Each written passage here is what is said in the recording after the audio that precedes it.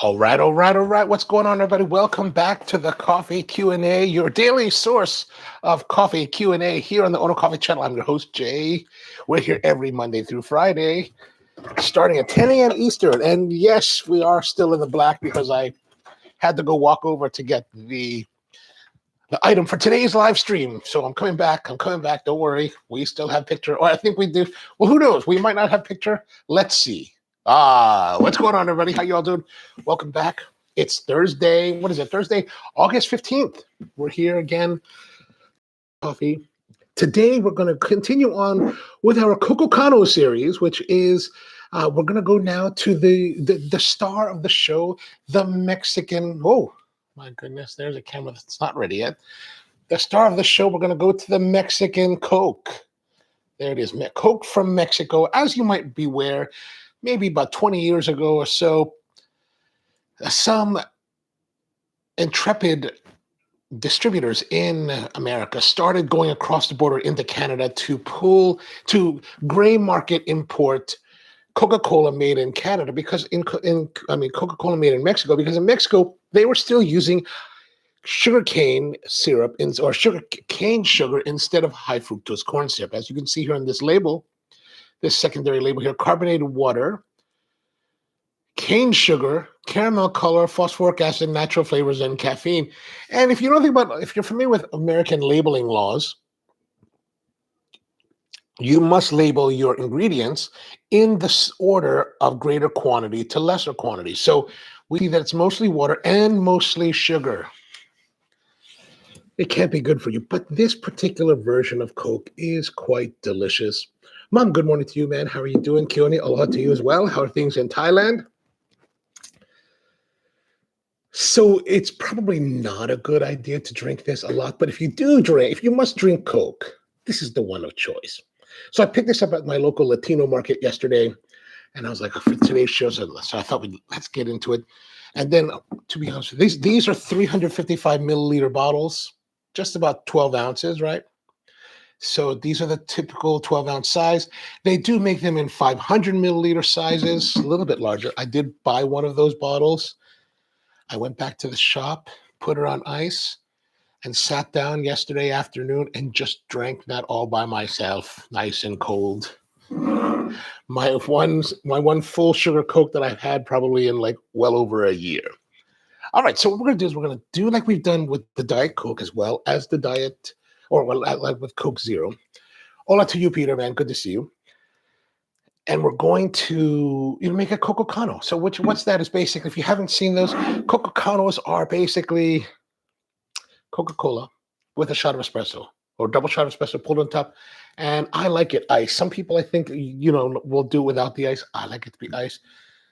To me, Coca-Cola is best enjoyed ice cold, frigidly cold, so cold that the only thing left is the little bit of the sweetness and the burning of the phosphoric acid on your gullet. That's what I like. And what I like about Coca-Cola over all the other ones is that phosphoric acid bite. When you're eating fatty foods, let's say you're having a burger and fries, that phosphoric acid just kind of cuts through all that. And to me, that's the greatest enjoyment of Coca-Cola. All right. So let's get into it. Let me just adjust this camera. I see that I did not adjust it correctly earlier. So how's everyone's day coming along? Hope it's going well. All right, there we go. That should look better, right? Does that look better? All right, great. So now we're going to go to the machine. And as always, we're going to pull a shot just to make sure that we're on the right track here. I did kind of change the blend of the coffee a little bit since I was running a little bit low on the Espresso 99. So brought a little bit more of the Guatemala Huehuetenango using in our House Nation. Mixed it up with a little bit of the Perla Negra from Nicaragua. And that's kind of where we are at the moment. So we're going to pull a couple shots just to see how they turn out and whether we like it or not. Or we don't really have a choice if we don't like it. So that's not going to change anything materially. Okay, so time to grind.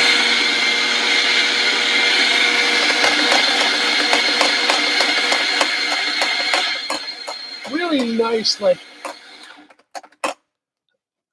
fruity fragrances are coming off the coffee at the moment as we're grinding. All right, so as you can see, we've got it kind of mounted in the center. So I'm just going to kind of push it around a little bit just to bully it a little bit, right? Still a little bit of a heavier amount. I'm going to just a little bit off of there. Come back down, leveling the temp. Can you see all this? Okay, good. Okay, level the temp out, right? Then come for a little bit of a twisty with pressure. Flick off the excess coffee that may be on all of the wings and the rim. Flush the group head to make sure that it runs clean, as well as to bleed off. See how it's sputtering a little bit? That's because this is a heat exchange machine, and the tube that brings the cold water through the boiler gets a little bit hot after it's been sitting for a while. And now let's pull our shot.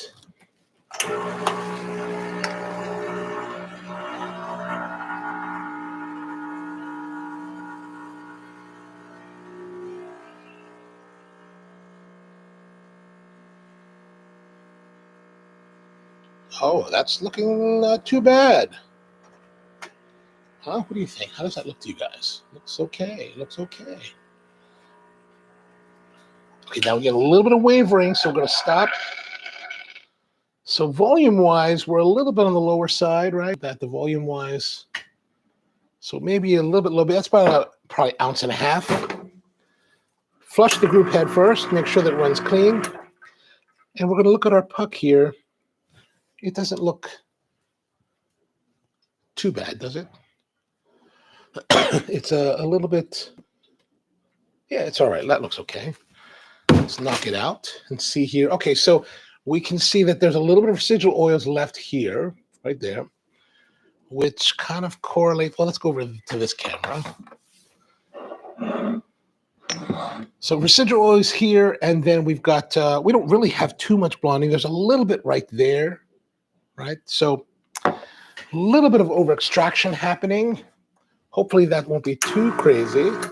I'm going to give it a little rinse and let that do its thing. All right, let's have a taste here. Oh, let's look at the espresso. Nice, even crema. That's actually fairly decent looking, I think. Devin's with us. What's up, Devin? Man, good to see you. I added Mora, Andy and Blackberry, to my Coke last night. It was very, interesting. Was it just the fruit that you added, or did you crush it, or how did you prepare the Mora? All right, let's have a look here. We're going to, once again, okay, that looks good. Let's taste. Ooh, lots of fruitiness on this one. Lots of fruitiness, good body. Oh, deep, complex notes, kind of like deep, dark fruit. I wouldn't say blueberry, maybe more like plum. Oh, that's actually more along what I like than the last couple of days we were pulling shots. I was like, oh, it's a little bit on the brighter side. Oh, yeah, that's got good body, good base, like really deep complexity. It's got like dark fruit, plums, cacao. I mean, no, that's... If I was served this in a cafe, I'd be very, very stoked. I'd be like, oh. So this coffee is very, very different than what you'll get in a lot of specialty coffee shops in modern times, right?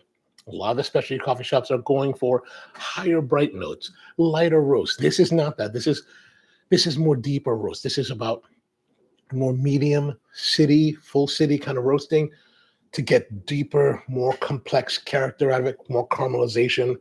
It's a very different coffee experience than what I get and when I go to a lot of coffee shops today. It's kind of like going back to the roots of coffee, right? Roots. All right.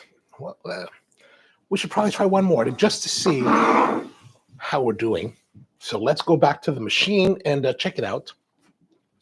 Peter says a slice of lemon and Coke is nice. a bit like an Italian. Oh yes, I've heard of the. You know, I have to be honest. I've seen the jars, or not the jars, but the little glass bottles of the Chinotto from like San Pellegrino. I have never actually tried one. I really probably should.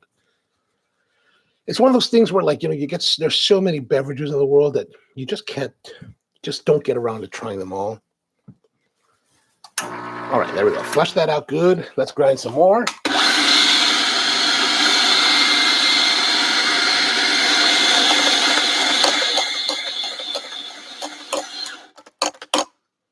All right, there we go. A little bit of mound. I'm going to come, for some reason, I feel like I want to come back, right? There's a little bit lower here. We're just going to come back a little bit, go forward here, left, right, a little bit there. Just move it around just a little bit now. This extra mound, I'm just going to kick off here. And this is going to give, we haven't been measuring these things, right? We haven't been scaling them. Mainly because, you know, I've been doing this long enough on this equipment that I should be fairly close to my ideal grammage of 21 grams, right? So I don't necessarily, so in a commercial environment, I haven't been worrying about measuring out each gram precisely. What I'm looking for is results. How does it perform in the cup? So let's see what happens with this one. We're going to put this down here again, feeling around the edge just to see if it's level, then coming with a tamp. Now, if you notice that I just rotated the portafilter to the right, I rotated to the right because I'm looking to have the correct ergonomics of my arm with the tamper so that everything is at right angles. And as you can see, I don't know if you can see it too well, but my elbow is pretty much at a right angle. The orientation of my arm to the portafilter is at a right angle. So everything, so I can rotate it this way and do it that way by bending my body over more, or I can just stay more upright and just rotate the portafilter. Give a slight twist just to make sure we polish off the top here, wipe off any of the excess. Sometimes I'll flick it off. One of the things when you flick your stuff here, for whatever reason, if there isn't enough compaction, the whole thing comes out and then you have to start again, which is always a little bit of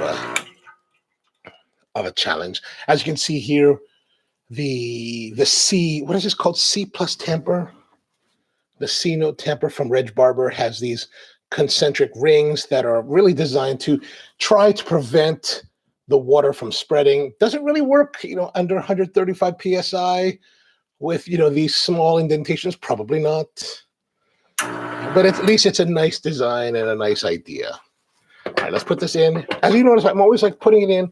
First thing I'm doing is hitting the brew button. We want to brew right away, and then we go with the cup.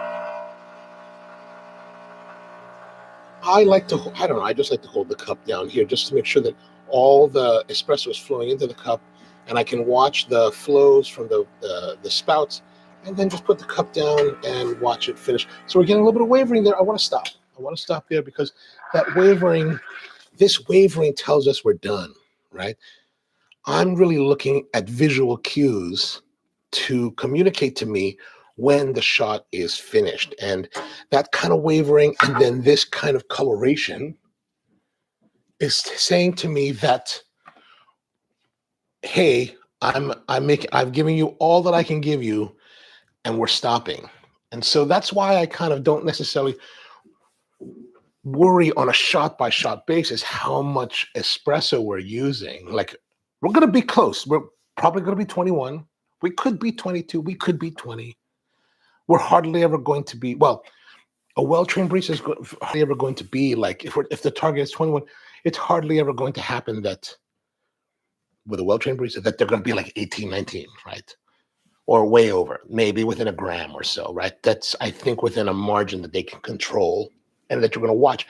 And we're watching the flow and then the crema to see when we stop. And then once those indications occur, we should stop. And then we stop there regardless of the flow rate, regardless of the quantity that's in there. Because as you can see,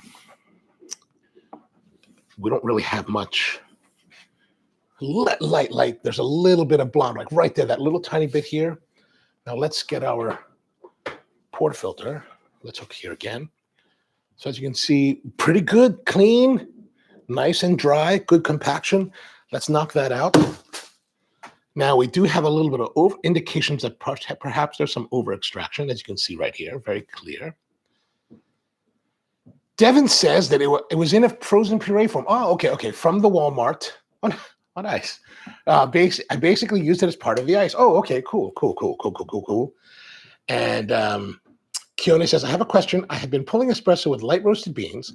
I've noticed that the crema is not too dark, but it doesn't taste under extracted. Does light roasted beans create light crema? In a basic sense, yes. The lighter roasted coffees will not have this kind of will have a if they're trying to shoot for that reddish brown crema, they will have much more of a difficult time achieving this color in a lighter roast, just because it just doesn't have that caramelized development of the coffee. So again, what we're looking for in those kind of cases, when we're using a lighter espresso, we're just looking more then for uniformity of the color, right? And so even in the lighter roasts, you'll be able to see that there'll be a base color, which is probably going to be a couple shades lighter than this particular reddish brown.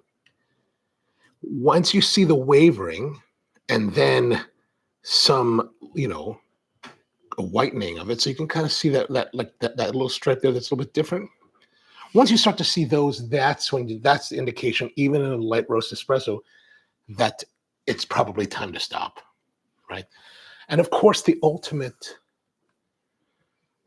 test is the taste. Do you like the way it tastes? And in your cases where you're at home making espresso for yourself, do you like the taste? That's the only thing that matters then.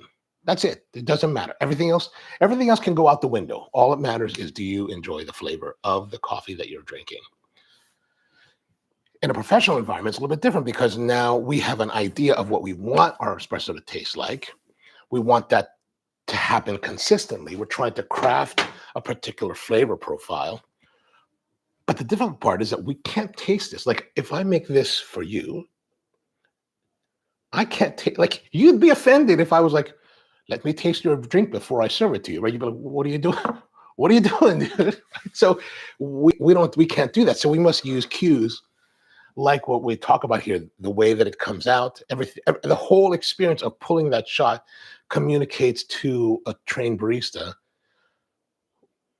the percentage of possibility that the shot they will serve will be what we intend. Right? Okay, so let's try this. Still getting those like plummy dark fruit notes. This one's a little bit less, right? Meaning that the body comparatively is a little bit thinner. Probably because we had much more, like, if you remember, this is quite a lot of oil. Compared to the last one, we had just a little bit of oil. So there's greater over extraction here. So we're getting a little bit more water, a little bit more thinning of the mix than we were with this first shot. So those are some things to consider. Dan says, yes, that's my experience too. Less or no crema. Well, most of the time, okay, so I've not seen, I think if you get a situation where you're pulling and there's no crema coming out of it, there's going to be other issues that could be involved. Perhaps not enough pressure, perhaps not enough temperature.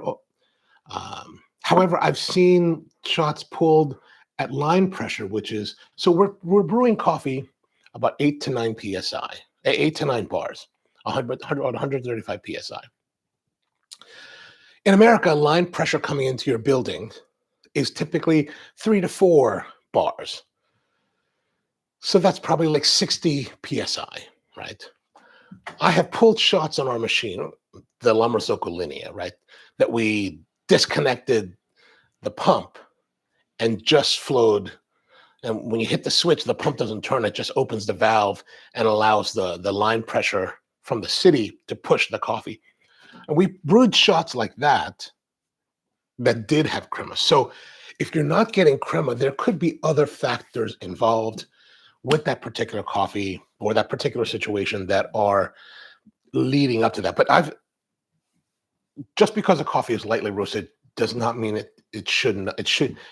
It does not mean that it will not produce crema. It should, because like a lighter roasted coffee still has the coffee oils, and it's the coffee oils that are being pressurized and foamed that create the crema. Devin says, yes, it will be a lighter crema and less amount. It's an easy way to indicate roast. Yes, absolutely, absolutely. Mahal for those answers. Q&A says, I haven't pulled espresso with light roasted beans before. Yeah, and if you're especially saying, yes, it is a DAC beans. Yeah, definitely the DAC. DAC is a company, since I was able to try some when we were in Chicago. DAC is one of those companies, more modern, new school companies, very lightly roasted coffees, going for those high notes. So yeah, you're not going to have the same coloration of crema, but you should still have crema. And that if you're having great blueberry notes, beautiful, beautiful, beautiful. George is with us. What's going on, George? Welcome back to the show. That's all right if you're late. Is there also an absence of crema when pulling decaf espresso? So here's the thing about decaf, right? The difficult part of decaf is that it's a very damaged coffee, right? So it is a more difficult coffee to work with all the way around, from the time that you get it as a roaster to roasting it and figuring it out. So what happens with decaf is that all the coffee in the world that I have here, I have none around me at the moment, but let's say we take our coffee, right? Decaf. Okay, so you have green coffee. Green coffee is sent to a decaffeination process, and there's a variety of ones you've heard with Swiss water, Mexican water, or mountain water. There's also the different types of sugarcane process that's using like methyl acetate. There's there's methylene chloride, like in Germany. They're kind of different, but they're also in some ways kind of the same. So what we do is what happens, they take the green coffee and they essentially imagine putting it into a vat of water, hot water. And so when we make coffee as a brew like this, we're making coffee like this or to pour over, we're taking that coffee, we're using hot water to extract the flavors out of the roasted coffee. Essentially the same thing is happening in these decaffeination processes, right? Swiss water is very much like this. And so what happens is they take the green coffee, they basically soak it in water to extract the flavor out of the coffee, and as well as the caffeine. Then they take that heavy laden water and they use some kind of process, and that depends. Methylene chloride in Germany for that chemical process, ethyl acetate for sugarcane decaf, and I don't know exactly how it works, but basically they use those chemicals, the methylene chloride, the ethyl acetate one in Colombia, with the sugarcane is a byproduct of sugarcane. It's not a synthesized. And we're getting bogged down in minutia, but essentially they use those things to strip the caffeine out of the heavy water.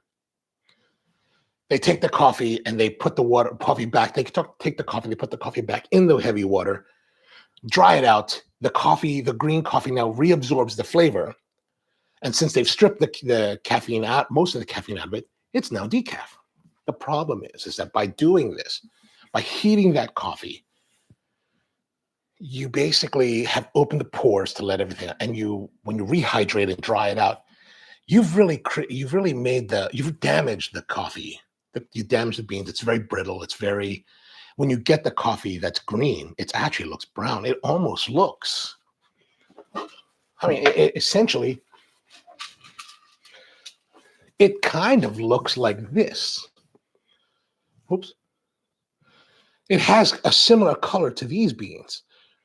So as a roaster, you're putting this in your machine, you're trying to roast it, and you really have to work with it a lot in order to get the feel for okay, this coffee is now at the right point, because basically you've got brown, and then suddenly it just becomes brown.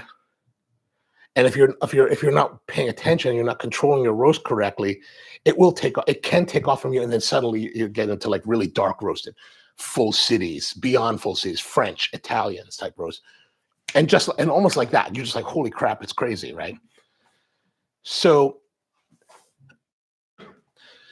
those are some of the issues as a roaster that you have with the decaf. And then those get you, so decaf is maybe you're selling one decaf for every 5 coffees. So the ratio of usage is very different. And a lot of shops that have decaf will have decaf and they'll have it sit. And it may sit for a very long time. The longer it sits, like in a hopper like this, exposed to air, the greater the aromatic and oil dissipation that happens and they dry out.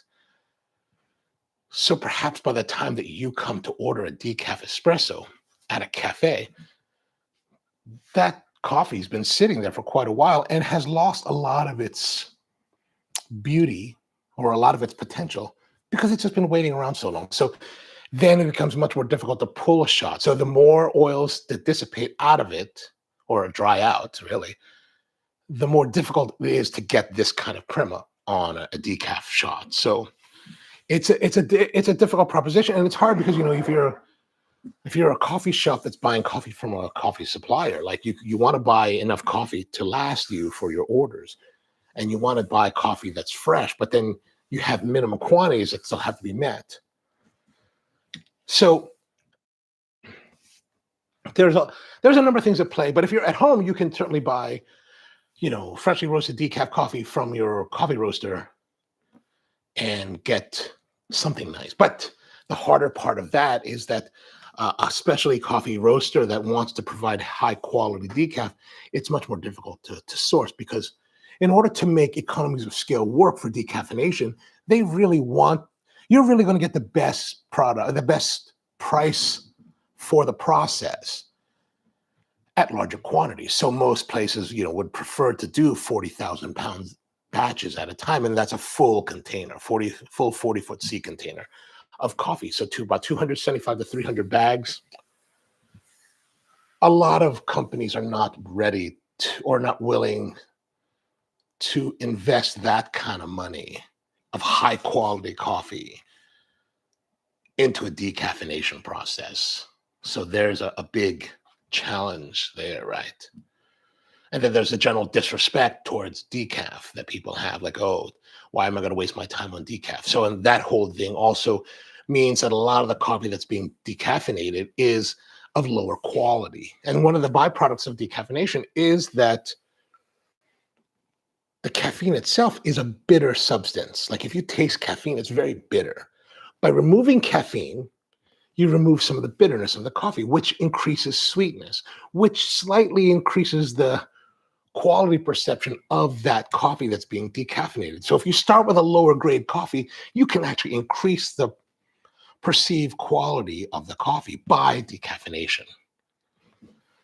So that, combined with the quantity requirements, really means that a lot of the coffee that's being decaffeinated is not exactly the greatest coffee out there. Okay, now I've gone totally on a tangent there. Empty Head says that the decaf beans are getting emotional damage. Is that because I'm wearing an orange like Guayabera? Is that what you're saying here? Is that what you're saying? That's funny. That's funny. Uncle and Auntie. I really like his videos. I enjoy a lot of his videos. I really liked his videos with Auntie Esther and Auntie, what's her name? The one that has the little Singaporean shop in the Borough Market in London. I really liked his videos. I thought they're funny. And the only sad thing was that, with Auntie Elizabeth, Auntie Liz, I was really, really I really liked her videos. I really was enjoying what she was doing. And I was so disappointed when it came out that she plagiarized her cookbook. And I was like, wow, man, and I mean, it wasn't plagiarization like, okay, I copied some details from a recipe, which happens to a lot of people, but it was like, I mean, she lifted full on like verbatim experiences out of this other woman's cookbook and put it in hers. And I was like, holy smokes. It was so, And I think she handled it poorly. Like, she should have just been like, I'm really sorry. I totally screwed the pooch on this one. So I've really struggled to enjoy Auntie Liz's videos since she came back. And I really was a big fan of hers when they first came out. If you're not sure what I'm talking about, there's a guy, what's his name? Asian guy based in London, comedian. And now I can't remember his name. I watch him quite often, and he always wears an orange shirt, and he talks about Aya and all that fuyo. But he made a couple videos with Elizabeth Haig, a chef in London, and then a couple videos with Esther Choi, a chef in New York, who I have such a big crush on. If F ever watches, I have a big crush on you. Can you send me a signed picture or something? I'll put it in the background with my silver play button, whatever that happens to come. Anyway, so the process of creating decaf, George says, is equal to extracting the personality of the bean. Well, yes, but I mean, you can, but here's the thing. So you can make really nice quality decaf. It is very possible. We've actually had some of that. The Mirish family, who's one of the growers we work with for many, many years, will occasionally, or maybe once a year, they'll do a batch of coffee and decaffeinate it. And it's really lovely. It's just that, a lot of the stuff that's on the market isn't sourced that well, or it hasn't been produced that well. And neither do they need to in many respects. Like the people that are looking for super high quality decaf is very small. Psychos like myself, right, that want to find that. So it's because you're now charging even more. Like decaf costs more because of the process. You're charging more than now, and that makes it even more expensive. So again, buyers in America don't want to pay that because we don't have as much elasticity in our pricing here in America as they do in places like Asia, right? Like Japan, China, I guess even through Southeast Asia, they have much more elasticity in what they can charge because culturally, I guess people just like, you guys would know more than I do because you guys are out there. But the bigger buyers, or the buyers that are buying really crazy lots of coffee, like my friend Miguel, he joined a group called Saza Coffee out of Japan. And Miguel owns Paradise Roasters. He was just telling they bought the number one lot of both the washed and natural Panama geisha at the Best of Panama auction. 20 kilograms at $10,000 a kilogram was like 200,000. So they spent nearly $500,000 on like 40 kilos of coffee. You could, if you go to the Best of Panama website, they have it listed there. You can see the rankings. I was like, dude, he's going to be selling. He got a bunch of customers that he's selling them to at $300 a gram, and then he's going to do a couple tastings in Honolulu. So if you guys are interested, you can reach out to Paradise Roasters in Hilo, Hawaii, and see if they're going to have any spots open. If you're really interested in trying this number one geisha from 2024, tell Miguel I sent you. George says, Swiss water method. Yes, Swiss water. Brittle beans. Yes, absolutely, Dan. And then Peter says, I know you can't use beans that's too fresh in espresso, too much degassing and CO2, so difficult to extract properly. At least a week or two on the shelf before use. Yeah. The fresher the coffee, the more difficult it can be to use. Now, sometimes, in a professional environment, you're kind of stuck and you kind of got to go with it. So it's not ideal, but you might have to do it. George says, so why so many shops just don't offer decaf, just decaf or espresso? That's a good question. I don't know why. I mean, I always figured that more people offered. Okay. I can figure. I can figure that out, right? So, like we said, if we're talking about a ratio of 1 to 5, right, decaf. So for every 5 people that buy regular coffee, 1 person's buying decaf. If you're batch brewing your coffee, right, you're going to batch brew your coffee and you're going to sell it at whatever pace that may be. But let's say for every 5 air pots that you make, so let's say you use a 1.5 gallon Fetco brewer, you're brewing, 8 gallons or 7 gallons of coffee, you're going to brew 1 gallon of decaf. But let's say that's over the entirety of the day. You can't keep a 1.5 gallon you can't keep a gallon of coffee good for an entire day from morning to evening. So the amount of coffee that you're selling is very small comparatively. By only having espresso decaf to make Americanos, you can make them on demand. So the coffee's fresher and you have less waste, right? Because if you're turning over your air pots every hour, you're going to throw that a lot of decaf away. So you're just kind of throwing money away. So that's probably a reason why a lot of companies or shops will only offer decaf as Americano. At Spro, we offer decaf brewed whenever you want, but our methodology was very different in that at Spro Hampton, it was made to order for you individually, each cup. So if you came in, you wanted decaf at any time of the day, we can make you decaf to order because we made everything to order. A much different kind of proposition for service time and convenience than most coffee shops. So it just kind of has to balance in what the operator is trying to do. Sorry to cause sidetrack. No, there's never any side. There's never any. Oh, Uncle Roger. Yeah, Uncle Roger. Uncle. Oh my goodness. Kyoto says, except didn't the guy in Thailand roast some beans and made your amazing light roast after amazing special red? Yes. So here's the thing, like we played around with on the live stream here before, and discovered that coffee roasted and then cupped immediately or drank, tasted, brewed immediately versus coffee roasted and then tasted the next day was wildly better.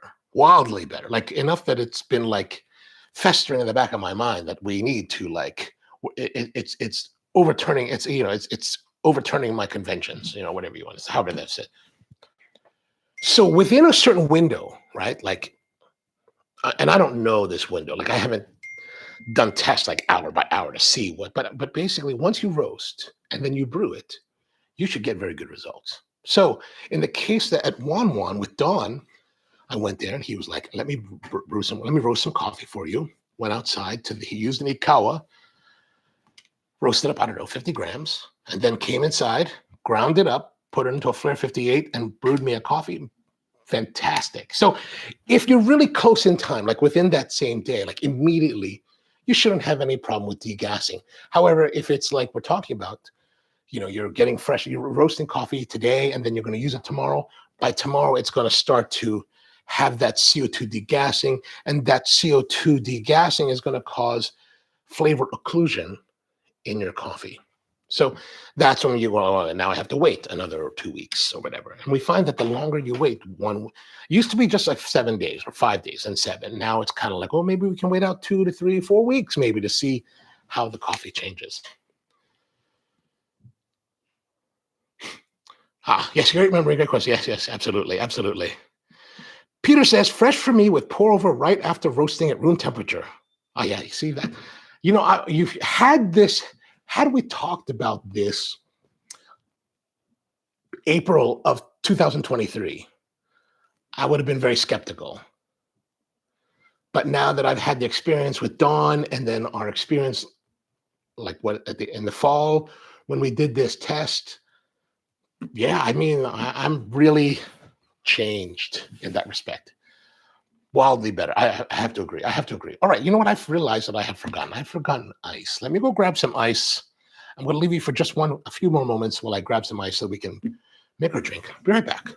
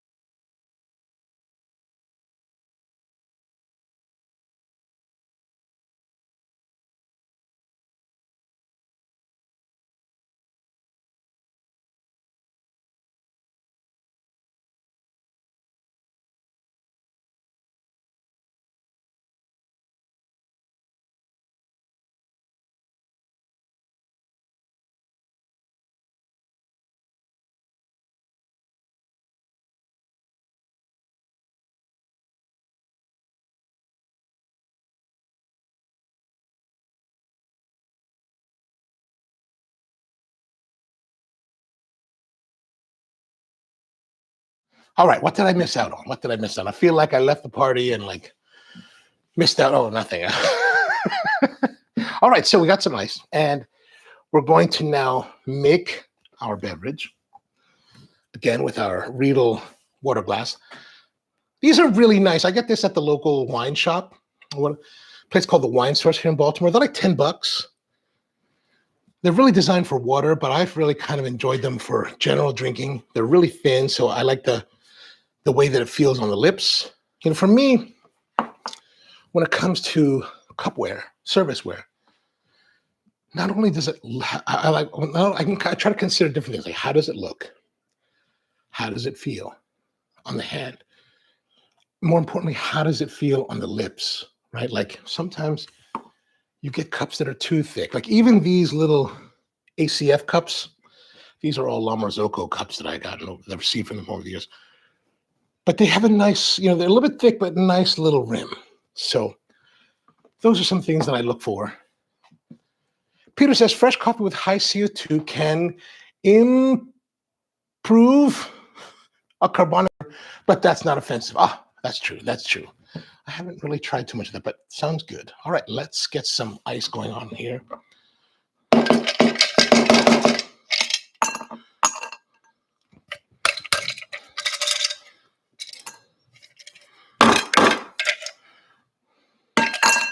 The problem with using these thermal mugs to put your ice in is that it then seizes on the inside.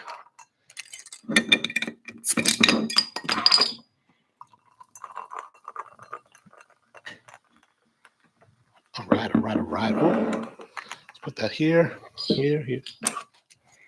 All right, now time to pull the shot. Let's go to look at our espresso again. So as you can see, a little bit dirty. Want to make sure that let's do a little rinse on it just to make sure that both the water runs clear as well as we get the basket nice and clean. I'm going to let it hang out for just a second so that it can drip off, take the spout off, so we get better clearance. And then again, always you want to make sure that you're wiping your basket completely. Don't want to have any moisture, don't want to have any residual oils, don't want to have any excess or leftover grounds from before, because even though the ground particulates are super tiny like this, right, there is the potential that it could impart some negative flavors, and it's just as easy to make sure that it's clean than to, let it go.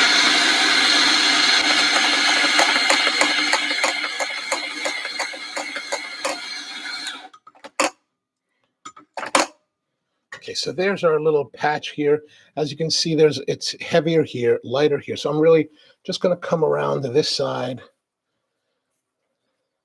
Now, you notice I don't really push it all the way over. I just kind of push it a little bit, then work it here, because I feel that like if I push it all the way, then I'll probably drop some and lose too much. So I don't want to really lose the coffee.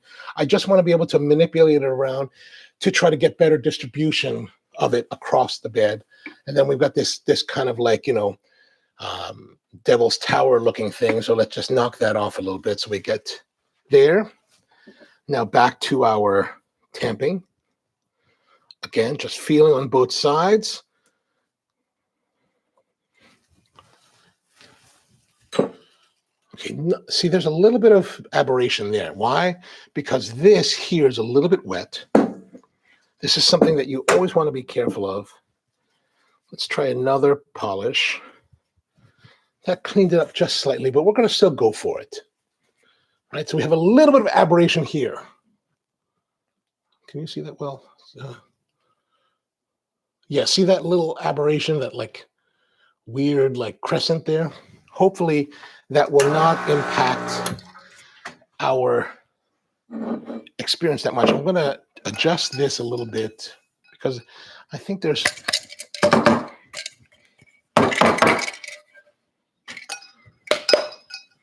Oh, goodness.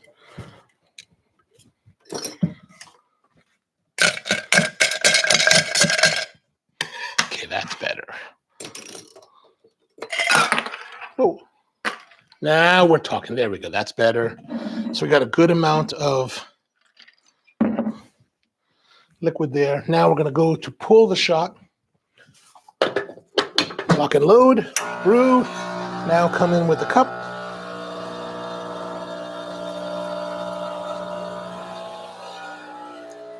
Okay, now the flow is starting to happen.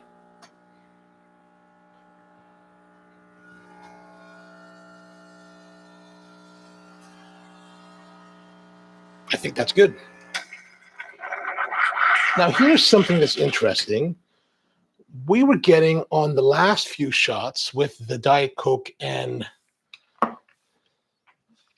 the, what do you call it? The Coke Zero. We got a lot of foaminess going to the top. Here, the foaminess doesn't really go above the water line.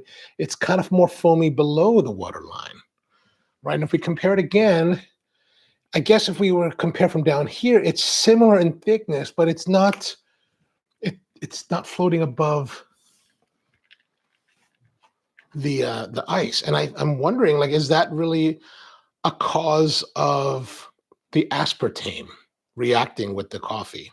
Because of course this is cane sugar sweetened, where the other one is, you know. Yeah, head says not so much head today. Yeah, it's super kind of surprising. And Braxton's with us. What's going on, Braxton? Welcome from Yakima. Good to see you.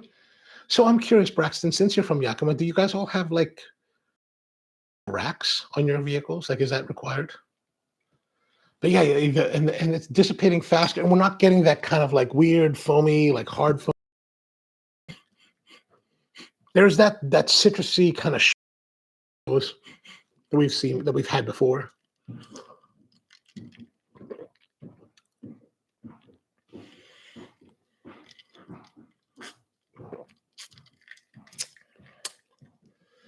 It's different. It's very different than what we've had in the past. The way that the coffee reacts with the Coke, it's softer. It feels softer. It's sweeter.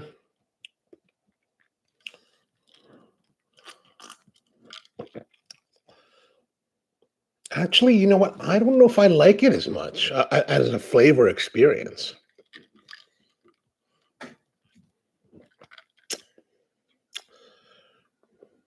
Like the other ones with the Diet Coke and the Coke Zero, it's sharper. It's a little bit more citrusy orange forward.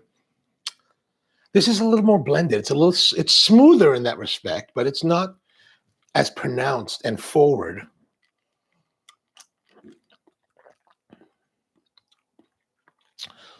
I've seen some people talk about how when they make this, they want to add, or they add a little bit of lemon zest, or like maybe a twist of lemon. I think that might be a better way to approach this. If we had a twist of lemon to give that citrus a little bit more pop.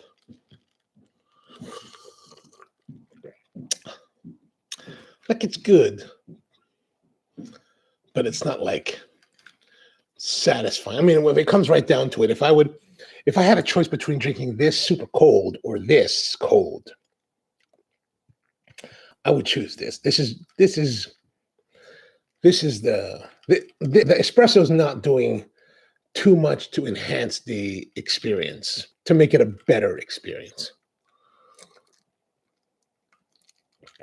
Like we kind of talked about it yesterday, where when we're having the Robusta coffee with the ube pie, that it was that 1 + 1 = 3 experience, right? Where it increases the value, which came from this guy Drew at the cigar shop last weekend. And like I said, he's talking about what's 1 + 1 = 3. I was like, oh man, I don't know. This is like 1 + 1 = 2. Like, yeah, it goes to it's not terrible. It's not offensive. Like, you'll drink it, you'll reasonably enjoy it. But I drink this and like, would I really want to do this again? No, I'd rather just have this. Make this super cold and on ice, and I'll be very, very pleased.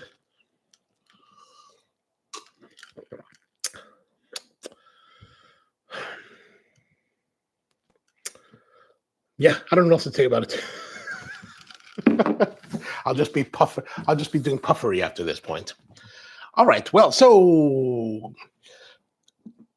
Mexican Coke and espresso, not as enjoyable as the Diet Coke version or the Coke Zero version. For some reason, that reaction of the Coke to the espresso to the aspartame or whatever else might be in those beverages that is causing the foaminess and a much more sharper citrus reaction to develop, I think makes it more enjoyable than this. This one we would have to add maybe like a lemon wedge or something like that to give it a little bit more pop to make it something more enjoyable. I don't have any lemon available, unfortunately, but maybe we'll do another one next time. So, all right, well, that's all I have for you today. Tonight, since it's Thursday, tonight is the weekly Thursday night hang on the Coffee and Cigars live stream on the Ono Live channel, which is coming up at 8 p.m. this evening. I'm actually going to be on the road after we finish here. I'm going to be jumping in the truck and I'm heading down to the eastern shore of Maryland to go check out some places, as well as to go see the Delmarva Shorebirds minor league baseball team. They are a single A, is that right? Single A baseball team. One of my former races, one of my friends today, she now runs their F&B program at the stadium. So I've been like wanting to go down and go visit and just check it out. And so today I'm going to head down there. They're going to do a giveaway with some jerseys. I don't know if I've got the physique that'll fit into the jersey, but I'm going to try to get one of those jerseys. Sounds like a fun thing. So we'll be doing the live stream today on the road from Salisbury, Maryland. So if you can join us, come and join us. If not, thanks for tuning in. Appreciate you being here as always. Keone, thank you to you, Empty Head, Braxton, Mom, Peter. Always good to see all of you guys. And Peter, hello. I like that. All right.